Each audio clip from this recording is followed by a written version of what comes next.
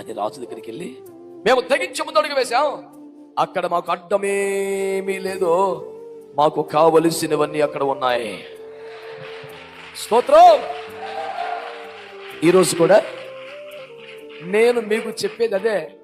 మీరు ధైర్యముగా తెగించి అడుగు ముందుకు వేయగలిగితే నీకు అడ్డం ఎవడో ఉండడో, నీకు కావలసినవన్నీ దేవుడు సిద్ధం చేసి ఉంచుతాడా. నా మాట నమ్మాల్సిన అవసరం లేదు. బైబిల్లో ఉంటేనే నమ్ము. బైబిల్ నమ్మదగిన కదా, దేవుడు నిజమైన వాడే కదా, ఏసై అబద్ధం ఆడతాడా, మోసం చేస్తాడా, నట్టేట ముంచుతాడా? ఆయన మాట మీద నమ్మకం పెట్టుకుని అడుగు ముందుకేస్తే నీకు కొంపలారిపోతాయా? అట్లా కాదు. సరే వెళ్ళపోతే ఆడు చంపుతాడు, ఈయన చంపుతాడు, ఎందుకు ఎట్టకోసమేపా అని అడుగు ముందుకేస్తే సముద్రం పారిపోయింది. నేను అంటున్నాను, అడుగు ముందుకేస్తే నీకు అడ్డమేది ఉండదు.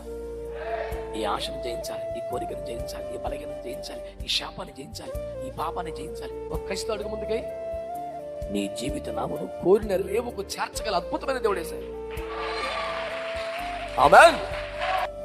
పరలోకం నీకు సపోర్ట్ చేస్తుంది, దూతలు నీకు సపోర్ట్ చేస్తారు, దేవుడు నీ పక్షంగా ఉంటాడు. నీకు అద్భుతమైన విజయం వస్తుంది. బాప్తిసం పొందడానికి కానీ, తీర్మానం చేసుకున్నా కానీ, సేవకు రావడానికి కానీ, పరిచయకు రావడానికి కానీ నువ్వు భయపడుతున్నావా? ఏ నిర్ణయం తీసుకోవాలో అర్థం కావట్లేదా? ధైర్యం సరిపడలేదా?